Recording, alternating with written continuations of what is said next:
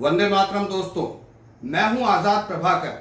आज हम बात करेंगे आपके और हमारे हर एक के घर में घुसकर बैठे एक खूबसूरत से प्यारे से दिखने वाले एक ऐसे चीनी हथियार के बारे में जो असल में निहायत ही खतरनाक और जहरीला है। जी हां दोस्तों, हम बात करने वाले हैं चीनी खिलौनों के बारे में। ये खिलौने कैसे हमारे बच्चों की जिंदगी और भविष्य दोनों के साथ खिलवाड़ कर रहे हैं, यही जानेंगे आज के इस वीडियो में।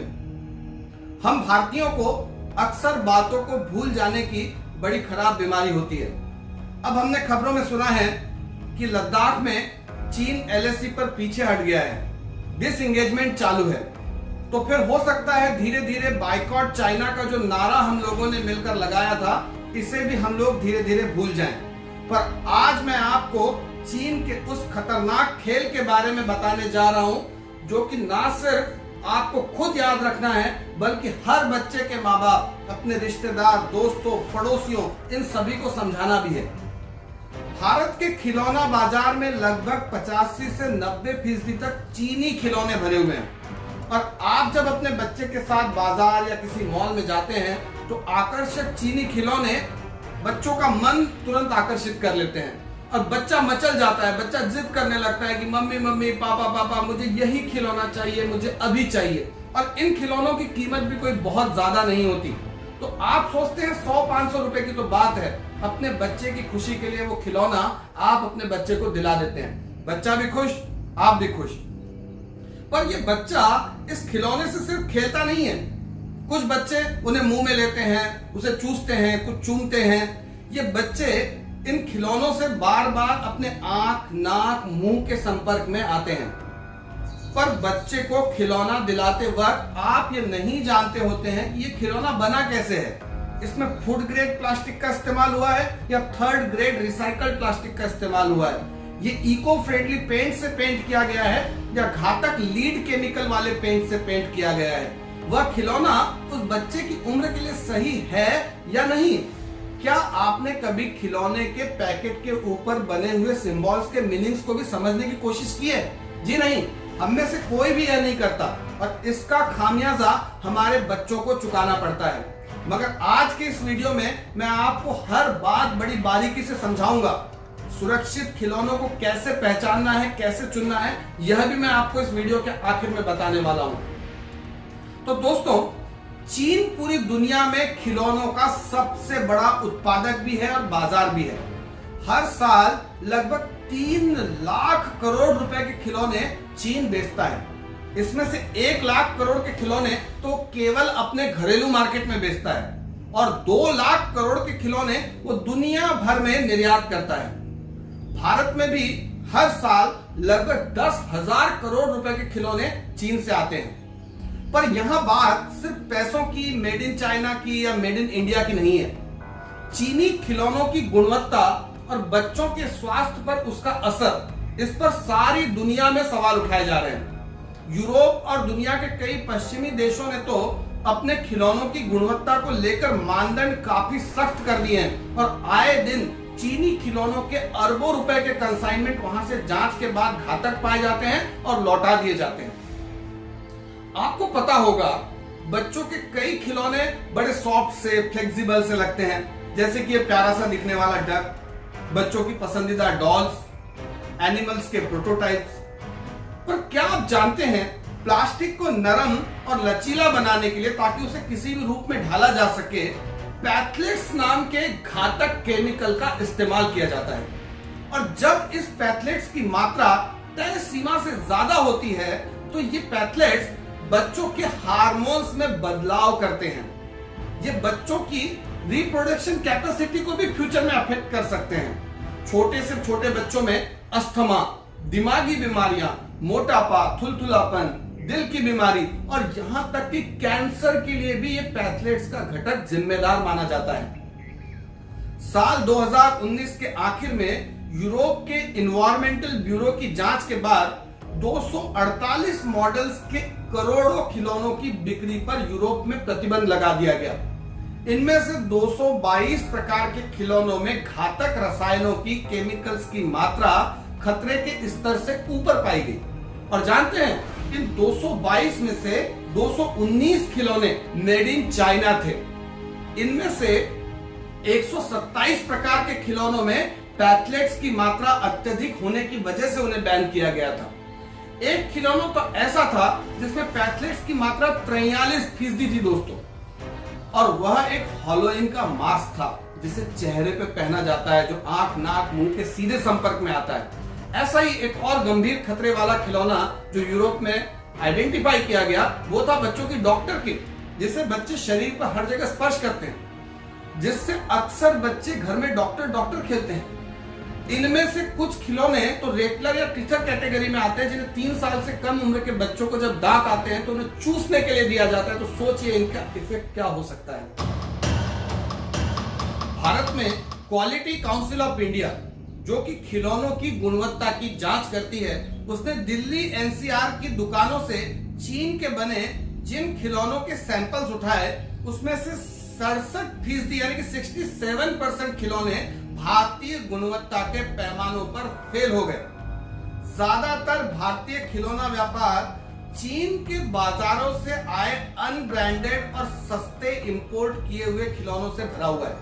इन्हें इंपोर्ट किया जाता है, यहां पर रीब्रांड किया जाता है और रीपैकेजिंग करके मोटे मुनाफे पर बेच दिया जाता है। चीन में एक ही प्रकार के खिलौने के कई वर्जन होते हैं, सबसे ऊंची क्वालिटी का, उससे कम क्वालिटी का, उससे कम क्वालिटी का। हर एक में यूज किया जाने वाला रॉ मटेरियल अलग होता है, हर एक की प्रोसेस अलग होती है। दुर्भाग्य से उनमें से सबसे सस्ता और घटिया वर्जन ही भारतीय बाजारों में उतारा जाता है। अभी कुछ ही समय पहले चीनी खिलौनों के बारे में आई एक खबर ने सारी दुनिया को दहला दिया था। चीन में बच्चों के खिलौने बनाने के लिए मेडिकल वेस्ट जैसे कि सिरिंज, सलाइन, डिस्पोजेबल्स, दवा की बोतलें, इन सबको रिसाइकल करके इस्तेमाल किया जा रहा था। चीनी बच्चों की इस्तेमाल की हुई डायपर्स, महिलाओं के सैनिटरी पैड्स को भी रिसाइकल करके सॉफ्ट टॉयज में इस्तेमाल किया जा रहा था। अब हमारे यहाँ तो कहावत है, वही झाग वही सफेदी, कम दामों में मिले तो कोई वो क्यों ले, ये न ले। तो बस यही कहावत चीनियों ने समझ ली है और हमें सस्ते के नाम पर वो ऐसी जहरीली चीजें पकड़ा रहे हैं कि जो हमारे बच्चों के भविष्य को तबाह कर रहा है। क्या आपको पता है, भारत सेकेंड हैंड यानी कि रिन्यू किए गए खिलौनों का भी एक बहुत बड़ा बाजार है। हमारे यहाँ के व्यापारी मोटे डिस्काउंट पर इन्हें खरीदते हैं और थोड़ा सा उसे रीब्रांडिंग करके, थोड़ा सा पॉलिश करके भारतीय बाजार में फिर से अच्छे खासे मुनाफे पर बेच देते हैं। आपको पता होना चाहिए कि खिलौनों पे लगाए जाने वाले चमकीले पेंट में लीड की खतरनाक मात्रा भी सुरक्षित खिलौनों के लिए बहुत बड़ी चुनौती है।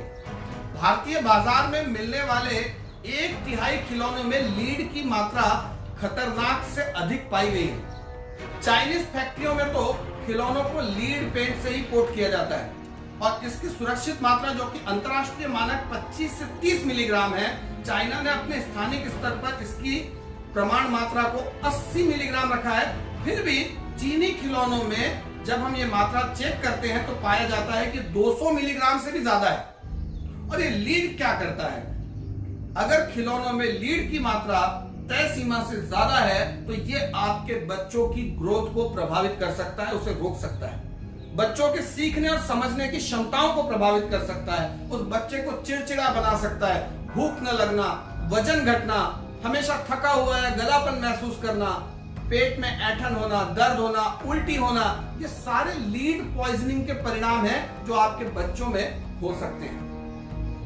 तो चीनी खिलौनों की भारतीय बाजार में आवक को कम करने के लिए भारत सरकार बार बार अलग अलग तरीके अपनाती है। कभी कस्टम ड्यूटी को बढ़ा दिया जाता है तो कभी अपने गुणवत्ता मानकों को और कठोर बनाया जाता है। पर दुर्भाग्य से खिलौना व्यापारी जो कि खिलौनों को इंपोर्ट करते हैं, हर बार इन नियमों को धता बताते हुए कोई न कोई दूसरा चोर रास्ता इसमें से ढूंढ लेते हैं। कभी ड्यूटी बचाने के लिए लेबल पर कम कीमत लिखकर इंपोर्ट किया जाता है, तो कभी खिलौनों को स्क्रैप बताकर या कभी रॉ मटेरियल बताकर इंपोर्ट किया जाता है। और भारतीय बाजार में इन घटिया खिलौनों की आवक और बिक्री दोनों ही बदस्तूर जारी है। अब हम में से कई लोगों के जहन में सवाल आता होगा कि आखिर चीन इतने सस्ते खिलौने कैसे बना पाता है। इसका जवाब मैं आपको सिलसिलेवार तरीके से समझाता हूं।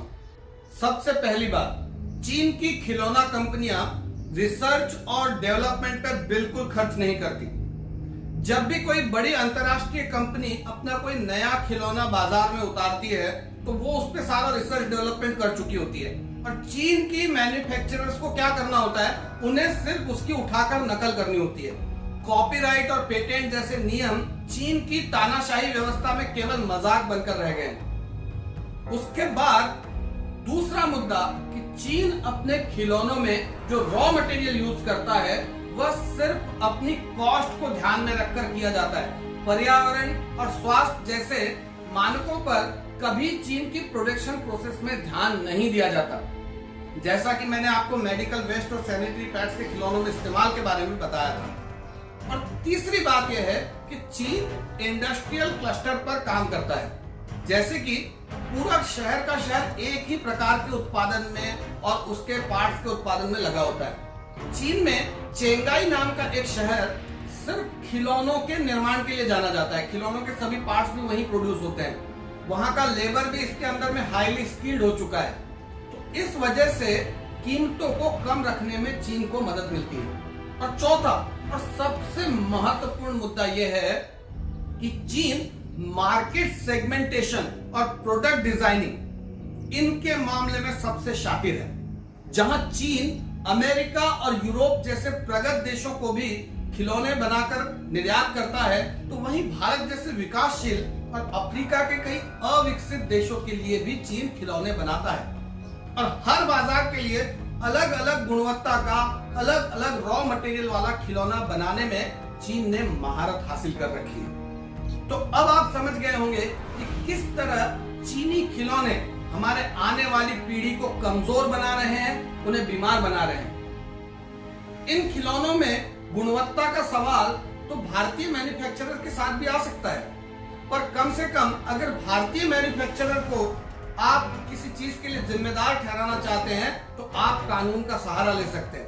और धीरे धीरे भारत की खिलौना इंडस्ट्री भी अपनी गुणवत्ताओं में सुधार कर रही है, वो भी अंतरराष्ट्रीय दरवाजों को टटोल रही है। पर अब आपको हमेशा खिलौना खरीदते समय कुछ बातों की तरफ ध्यान देने की जरूरत है, चाहे वो भारतीय खिलौना हो, चाहे वो चाइनीज खिलौना हो या वो अमेरिका का खिलौना हो।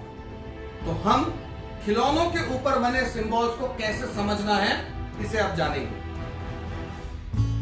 खिलौनों के सेफ्टी सिंबल्स को समझने से पहले कुछ बातें ध्यान में रखें। जब भी आप कोई नया खिलौना खरीदने जा रहे हो तो ध्यान रखें कि खिलौना किस उम्र के बच्चों के लिए उपयुक्त है, यह पैकेजिंग पर चेक करें।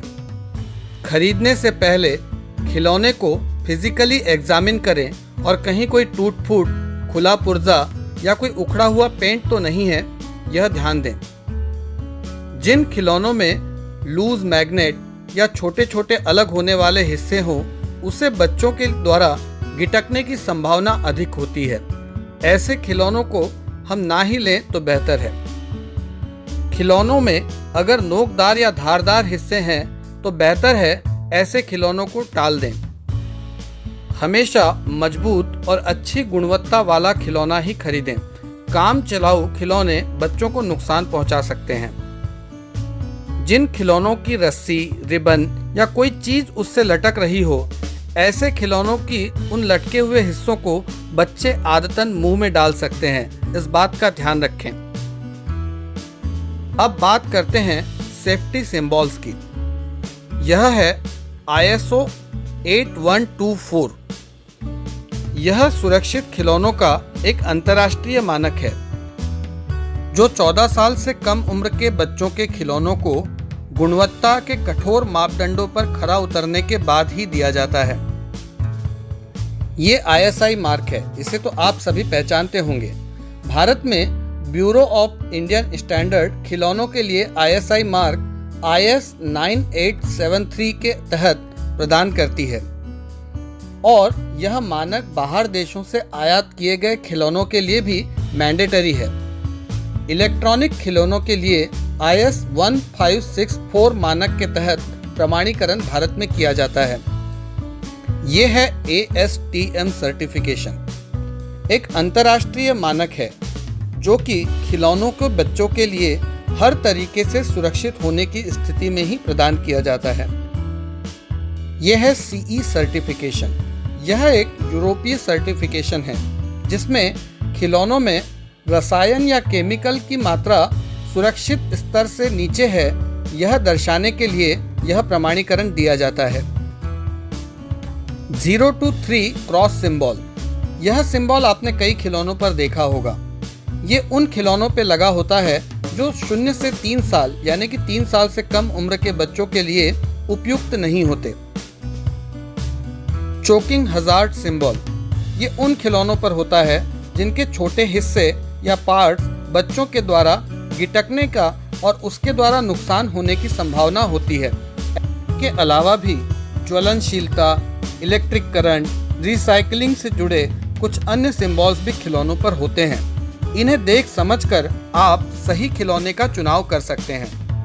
तो भले ही सरहद पर चीन के साथ तनाव खत्म हो चुका है, पर ना चीन की चालबाजियां कम हुई है, ना ही उसकी नीयत में सुधार आया है। तो खतरा अब भी बरकरार है और खतरा आपके घर के आसपास, आपके घर के अंदर तक है।